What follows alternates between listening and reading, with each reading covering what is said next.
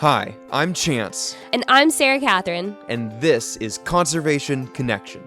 We run a wildlife education nonprofit focused on connecting students to their environment. Each week here on Conservation Connection, we do just that by introducing you to the groundbreaking science and conservation work that's happening every day around the country. We talk to professionals in the world of conservation science and wildlife management and ask them about their career, their current projects, their wild and crazy stories from the field, and everything in between. Join us each week to discover just how these dedicated people are working to protect our planet.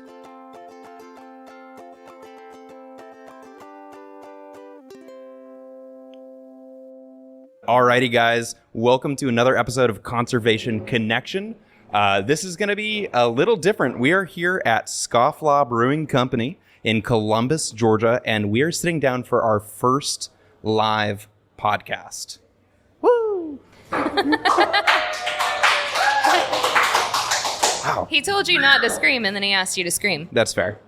So I'm very excited this episode. We are sitting down with Caroline Ellmer, who is a local high school student here in Columbus, Georgia. She is an intern for Chattahoochee River Conservancy, and she's also a whitewater kayaker. Let's give her a warm welcome. Woohoo! Thanks for having me, guys. Thanks for coming and joining us on the live episode, Caroline. Why don't we just start with letting people know who you are, what year you are in high school, and kind of what your favorite parts of Columbus are. Yeah, so I'm a senior in high school. I go to Calvary Christian School. Some of my favorite parts of Columbus are obviously the downtown area. It's so lively and full of so much color and so many great people, especially the Riverwalk part. I just think it's full of so many amazing different artworks and murals on the walls, and then there's also the river itself. Columbus, Georgia has made such great progress in making the river accessible to more people and really getting the word out there about how great the river is and how many things you can do there, which is also one of my biggest aspirations, is just to get more people on the river and learn how to enjoy the great thing that's right here in our backyards. Yeah, definitely not surprising that your answer is the river. You know, downtown is one of your favorite parts of Columbus. So let's talk a little bit about what it was like growing up in Columbus and how you fell in love with the Chattahoochee River. So that's actually a really funny story because I grew up not super close to the river. I grew up coming downtown every couple of days because I did dance at the Columbus State University's Youth Dance Conservatory. So I was always down here, but ballet is a very inside activity. You don't really get much light of day when you're inside in the studio all day. Yeah, definitely not. And I spent almost 5 hours a day there every day for maybe 10, 12 years. So I never really felt super connected to the river. But when on Saturdays, my mom and I would always walk downtown before class or after rehearsal and go through the market days. And one day she was like, let's go down to the river walk. I've heard it's really great there. They've got a bunch of stuff. And so that's when I really fell in love with the river. Was the first time I really got to take a stroll down the river walk and see all the lively things. And it's definitely progressed since my first time going down there. It was a little more scary and not the greatest environment, but I still loved it. And I thought it was so amazing how we had this whole whitewater section right there, and the island was there, and all those amazing plants that you could just see right in front of you. So. Yeah, I've definitely heard, we moved here about 2.5 years ago, and from the time we got here, we were like, wow, this is so great. The river's so cool, and the river walk and this and that. And from what we've heard, it wasn't always that way. So I imagine growing up here, as you saw it just grow and really start to thrive, you were able to feel more comfortable going to the river and enjoying that. Yeah, that's the one thing is the river used to be a not very clean river. People were advised to not go and swim there. The neighborhoods surrounding it were actually more of the poorer part of the community, so that didn't help it very often. And so it was just really hard to access, and then when people could access, they didn't really want to. Yeah, that makes sense. So what led you to wanting to be an intern at the Chattahoochee River Conservancy? I'm sure you've already spoken about your love for the river, so it only makes sense. But what made you connect with them? So what made me connect with them was really when I started getting into whitewater kayaking and more whitewater sports and being outdoors. As my love for the river grew, my passion for protecting it and hoping that other people would want to protect it grew too, because if it's something that I'm enjoying on a daily, I don't want that to just disappear one day or me not be able to have it. Like, I want to be able to keep it going and keep other people, have them enjoy it too.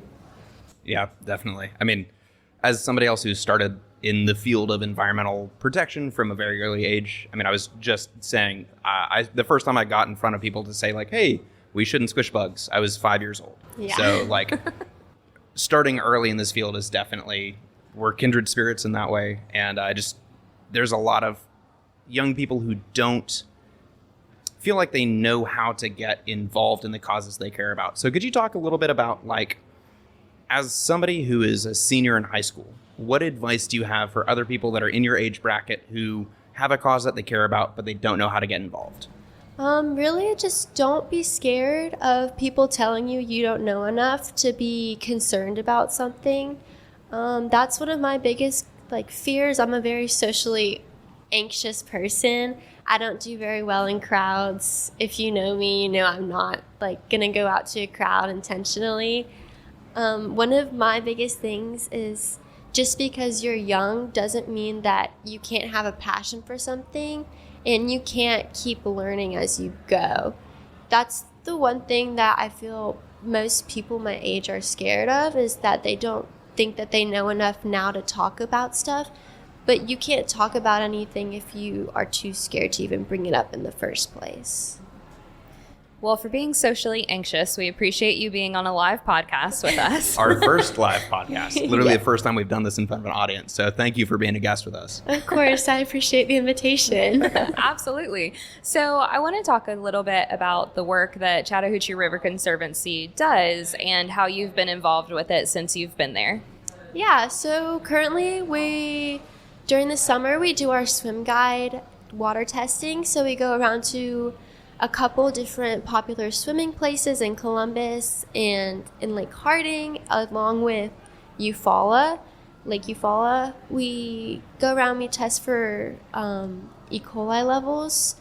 So that's normally an indicator of bacteria of other bacteria growing that could possibly be even more dangerous for people who are constantly in the water, or if you go swimming and you have an open wound, it could get into your bloodstream and cause a lot of health problems. So we go around and we test the water every week, and we post our thing called a swim guide, and it just says which swimming places passed and which ones didn't, and which ones you should just be more cautious about going to. And it fluctuates on a weekly basis, right? It does, yes. But there's normally a set few places in Columbus that are just completely off the list of, yeah, let's go swimming there.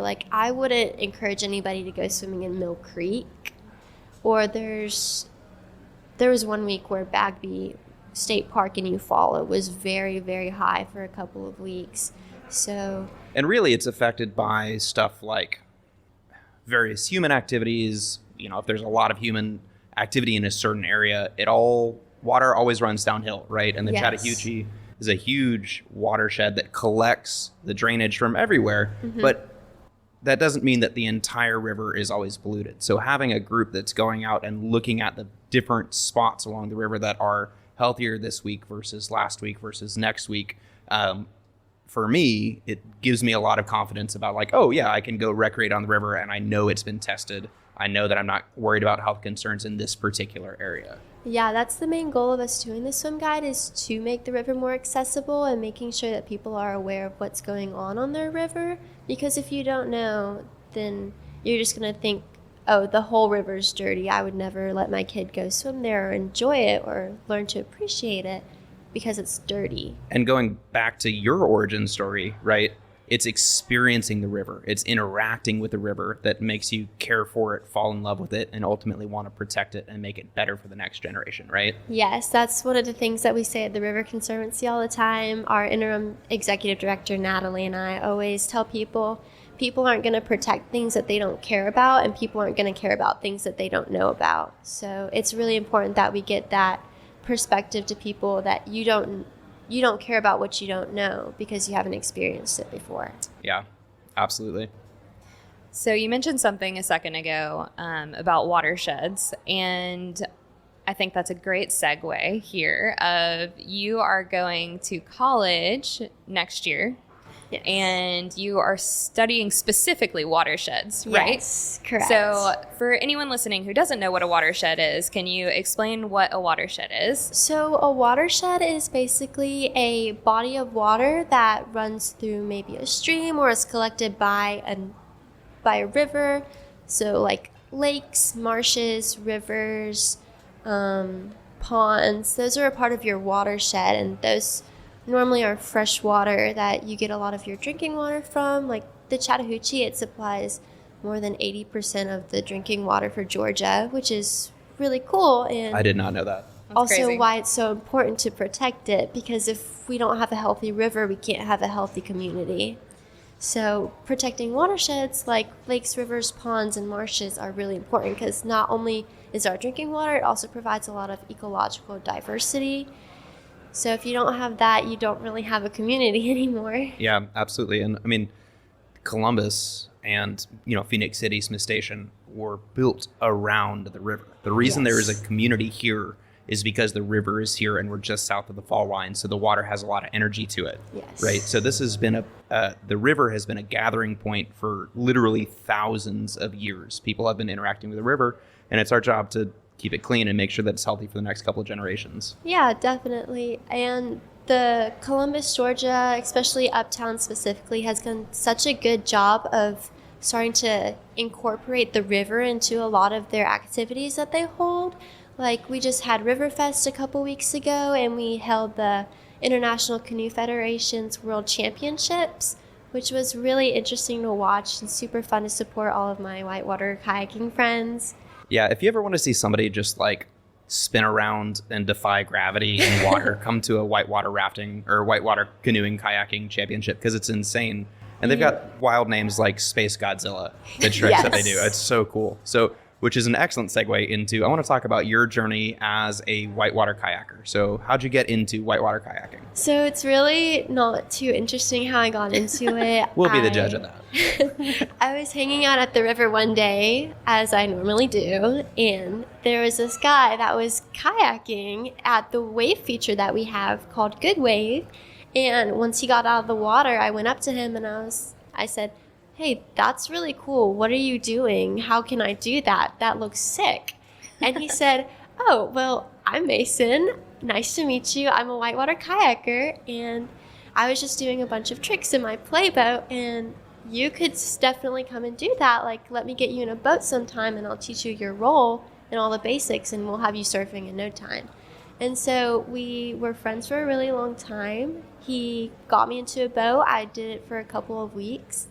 Then school picked up and I got really busy and I didn't touch a boat for another 2 years. But then I saw this ad on Instagram saying, "Come to kayaking sessions at the pool, like we'll teach you to roll." So I went back. My friend Mason was teaching and I learned my role. I got more confident in my boat. I got super encouraged, so I went out and I bought my own boat. I bought my own gear. It took me months to save up for it, and I started kayaking, and me and Mason started dating, so that was really great to get out of it too. A true love story. Yeah. Absolutely. That's fantastic. And you make it sound so easy. As somebody who's been whitewater kayaking about Oh, it's definitely not. anyway. No. Yeah. It took me months to learn my role, just my role. And so for somebody who has no idea what a role is in whitewater kayaking, what is a role? Yeah, so it's a safety skill or rescue skill that you learn when you first start kayaking. It's basically if you were to get flipped up over, upside down in your boat, you're connected to it through this thing called a skirt, so water doesn't get in, and so you don't just fall out of your boat when you get flipped over. And so instead of just pulling your skirt off, you want to flip yourself back over using your paddle and your body weight as momentum.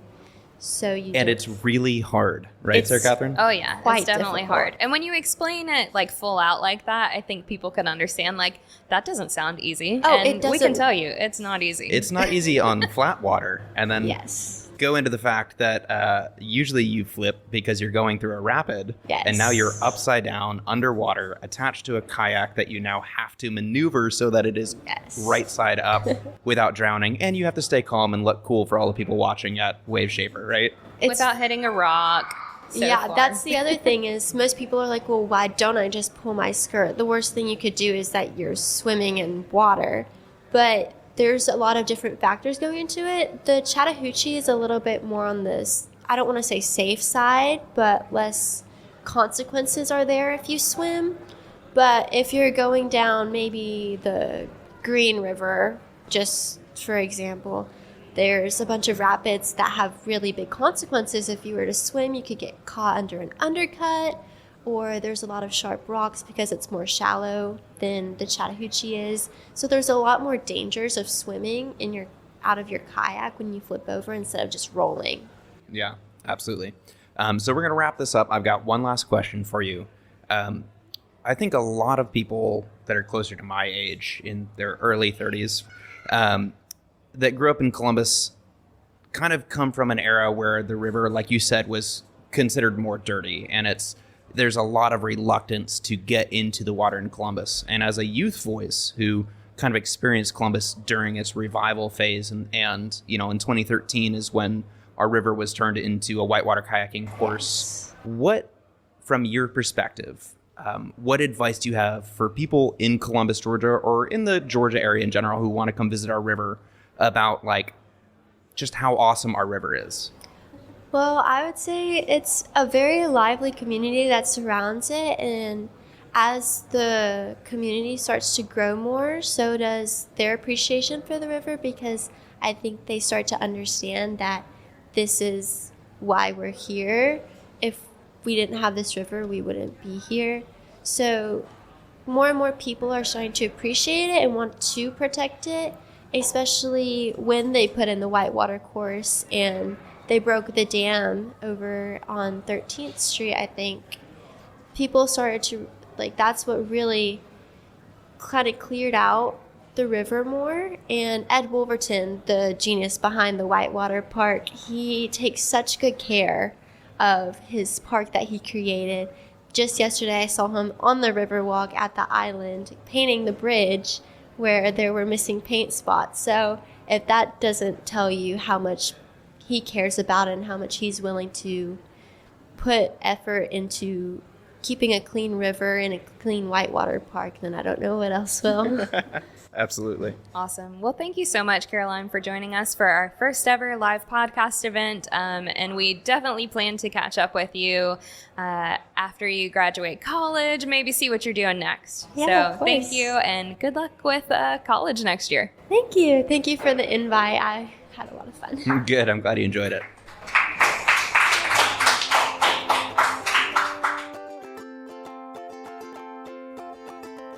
Thanks for listening to this episode of Conservation Connection. If you enjoyed our podcast, go ahead and subscribe to make sure you catch every episode that we post. If you've got a minute to spare, leaving a 5-star review on Apple Podcasts helps other conservation-minded people find the show. We'd really appreciate it. A big thanks to everyone working to protect our planet, and a big thanks to you for listening. See you next time.